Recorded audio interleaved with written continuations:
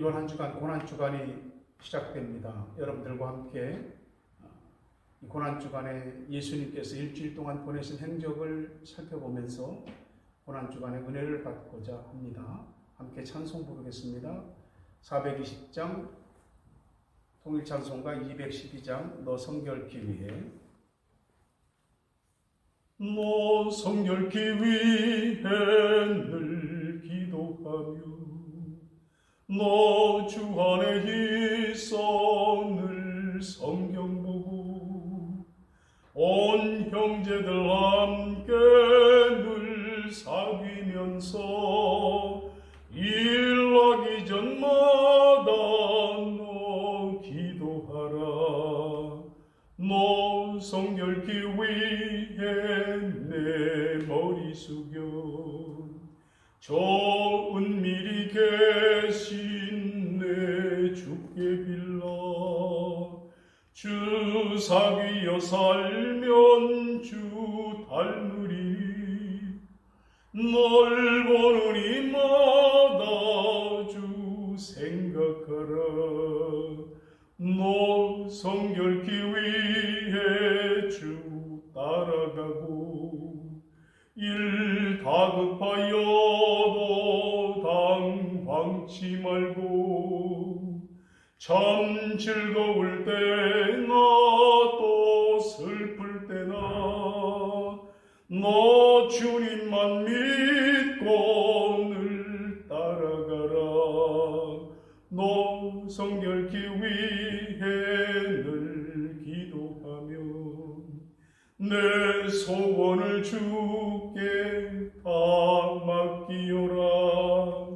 너 성령을 받아 주 섬겨 살면 저 천국에 가서 더 잘 섬기리.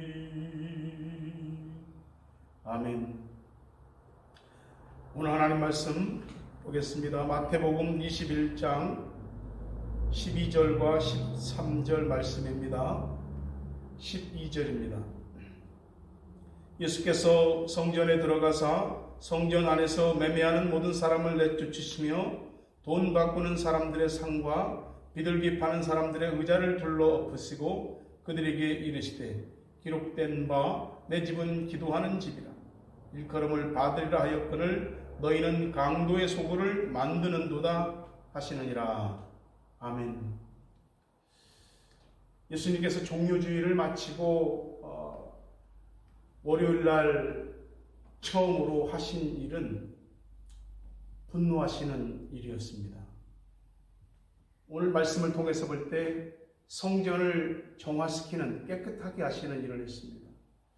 예수님께서 33년의 생애를 마무리하시고 끝내시는 이 일주일에 첫 번째 하신 일이 성전을 깨끗하게 하신 일이라고 하는 것은 상당히 중요한 의미를 갖습니다. 성전을 깨끗하게 한다. 무슨 뜻일까요? 우리 집안 청소하는 것처럼 쓸고 닦고 씻어내는 것처럼 주님께서 성전을 깨끗하게 하시는 거죠. 성전 안에 있어서는 안 될 것들을 다 없애버리시는 것입니다. 예수님이 사역하시는 동안 이렇게 분노하신 적은 처음인 것 같습니다. 그만큼 하나님의 성전이 깨끗하게 되는 것은 하나님께 중요한 일이고 우리에게도 중요한 일이기 때문입니다. 유대인들은 해마다 6월절이 되면 하나님께 피해 제사를 드렸습니다. 근데 그 희생 제사를 드릴 때 짐승을 갖고 와야 되거든요. 짐승을 갖고 오는데 여간 불편한 일이 아닙니다. 혹시라도 먼 지방이나 시골에 있는 사람들은 짐승을 가지고 오면 하나님께 바칠 희생제사로 드릴 제물이니까 어디 다쳐서도 안 되고 어디다가 병들어도 안 되고 무슨 일이 생겨도 안 되는 겁니다. 그러니까 그 짐승을 정결한 상태로 유지해서 갖고 오는 것이 굉장히 어려웠던 거죠. 여기에서 사람들은 한 가지 아이디어를 내기 시작했습니다. 그거는 장사꾼들이 낸 의견이죠. 그렇게 번거롭게 할 것 없이 그냥 돈만 가지고 오면 이 성전에서 뭐 소든지 뭐 양이든지 비둘기든지 뭐든지 다 사면 되지 않겠느냐 하는 거죠. 이 일에 대해서 종교 지도자들이 이게 딱 허락을 하고 맞아떨어졌습니다. 뭐 짐승을 파는 것뿐만이 아니고 그 당시 도시에 와서 살 수 있는 여러 가지 뭐 나무며 기름이며 소금이며 뭐 이런 것들을 전부 다 여기서 구입했던 것이죠. 그리고 하나님께 그 성전에 들어갈 때는 성전세를 냈는데 그 각 지방마다 지역 화폐가 있어요. 근데 그걸 전부 성전세를 내기 위해서는 한 가지 화폐로 내야 되거든요. 그 환전하는 작업. 그래서 성전 안에 이렇게 환전상들이 있었던 것이죠. 자, 이런 일에 대해서 참으로 볼 때 모든 사람들이 다 좋게 여긴 것 같습니다. 아무도 반대하는 사람들이 없었거든요. 생각을 해보세요.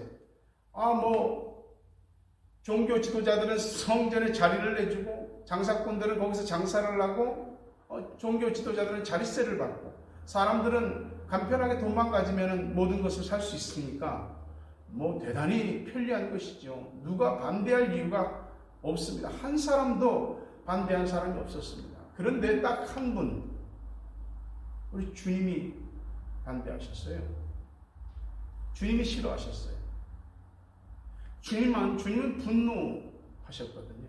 왜냐하면 하나님의 성전이 강도의 소굴로 장사치들의 이 장터로 전락한 것을 주님이 용서할 수가 없었던 것입니다. 하나님의 성전이 변질된 것에 분노하셨죠. 이사야 선지자의 말씀을 인용해서 내 집은 만민의 기도하는 집이다. 근데 너희들이 강도의 소굴로 만들었다라고 주님께서 이야기하시잖아요. 요한복음 2장에도 이런 얘기들이 다 나옵니다. 공관복음과 요한복음까지 이 얘기들이 다 기록되어 있는 것을 보면은 주님께서 얼마나 이 일을 중요하게 여기셨고 이것이 그 당시에 굉장히 큰 의미 있는 일이었는지를 이 제자들이 다 부각시키고 있는 것입니다. 다 내쫓으셨어요. 짐승들. 그 돈 바꾸는 사람들의 그 환전상들의 상을 엎어버리셨어요. 다 짐승들 가져가라고 호통을 치셨습니다. 주님이 성전의 주인이시거든요. 그분이 참 제사장이시고 주인으로서 제사장으로서 주님을 성결케 하시는 일을 하신 것이죠. 여러분, 오늘날 교회의 모습이나 우리의 모습이나 주님이 보실 때는 어떨까요? 사람의 필요를 시적절하게 잘 맞춰주는 교회, 편리성이 있는 교회, 또 사람의 입장에 최적화된 교회, 그러면 좋은 교회인가요? 사람들이 다 좋다고 좋다고 하는데 예수님이 싫다고 하면 어떻게 될까요? 여기에 오늘 우리가 깊이 생각해야 될 부분이 있습니다. 예수님이 싫다고, 예수님이 안 좋다고 하면 어쩔 거냐 이 말이죠. 예수님 뜻을 따라서 쫓을 거 다 내쫓고 상도 엎어버리고 전부 다 정리할 거 다 정리할 수 있겠느냐 이 말이죠. 만약에 우리가 이것을 만약에 하지 않으면 주님이 하실 겁니다. 우리 집안에도 냄새나고 파리가 들끓는다면 그 쓰레기를 그 집안에 그대로 두지 않잖아요. 당장 바깥에다 내놓죠. 쓰레기를 귀히 여길 수는 없는 거죠. 주님의 성전 안에서 또 이 모든 것들이 정결하게 되지 못하는 것을 그대로 보고 있을 수는 없는 거죠. 오늘날 교회 안에 얼마나 많은 사람의 생각과 사람의 제도와 사람의 방법과 꾀들이 교회 안에 들어와 있습니까? 사람들은 오늘날 교회에 대해서 굉장히 보편적이고 편한 생각들을 갖고 있습니다. 고린도전서 3장 16절과 17절 보면 너희는 너희가 하나님의 성전인 것과 하나님의 성령이 너희 안에 계시는 것을 알지 못하느냐? 누구든지 하나님의 성전을 더럽히면 하나님이 그 사람을 멸하시리라. 하나님의 성전은 거룩하니 너희도 거룩하니라. 구약적인 의미에서 성전은 장소의 거룩함이었습니다. 그 장소가 거룩한 것이죠. 그래서 성령 강림하신 이후에 진정한 성전의 의미는 바로 우리 자신이죠. 너희 몸이 하나님이 거하시는 성전인 줄 알지 못하느냐라고 바울이 외치고 있는 것처럼 우리가 곧 성전이죠. 우리가 곧 하나님의 교회입니다. 그러니까 교회의 거룩함은 이 건물이나 어떤 제도에 있는 것이 아니라 바로 성도 자신의 거룩함에 교회의 거룩함이 직결되어져 있습니다. 주님은 만민이 기도하는 집이다. 성전이 만민이 기도하는 집이라고 하셨습니다. 기도는 거룩해지는 비결이며 거룩을 유지하는 비결입니다. 기도하지 않으면 우리 마음과 삶에 주님이 내쫓으실 것들로 가득해지게 될 것입니다. 기도를 하시면 주님의 마음으로 느낌이 오게 될 것이고, 기도하면 주님의 눈으로 보게 될 것이고, 그래서 주님이 싫어하시는 것, 주님이 분노하게 하는 것들이 다 느껴지고 보여지게 될 것입니다. 여러분 자신을 오늘 하나님 앞에 거룩한 교회로 세우십시오. 그리고 우리 안에 교회가 나로 하여금 교회되지 못하게 하는 어떤 것들이 있다면 쫓아낼 수 있기를 바랍니다. 오늘 주님의 교회인 여러분 자신을 정결하게 하는 고난주간이 되기를 간절히 바랍니다. 거룩하신 하나님,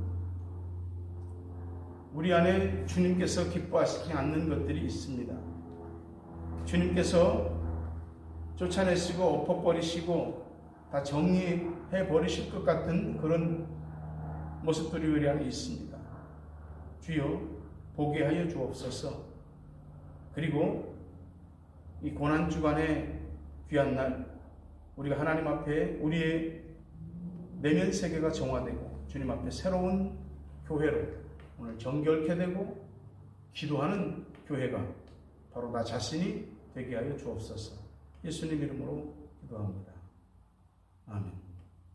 하늘에 계신 우리 아버지여, 이름이 거룩히 여김을 받으시오. 나라가 임하옵시며 뜻이 하늘에서 이루어진 것 같이 땅에서도 이루어지고 오늘 우리에게 일용할 양식을 주옵시오. 우리가 우리에게 죄 지은 자를 사하여 준 것 같이 우리 죄를 사하여 주옵시오. 우리를 시험에 들게 하지 마옵시오. 다만 악에서 구하옵소서. 나라와 권세와 영광이 아버지께 영원히 싸움나이다.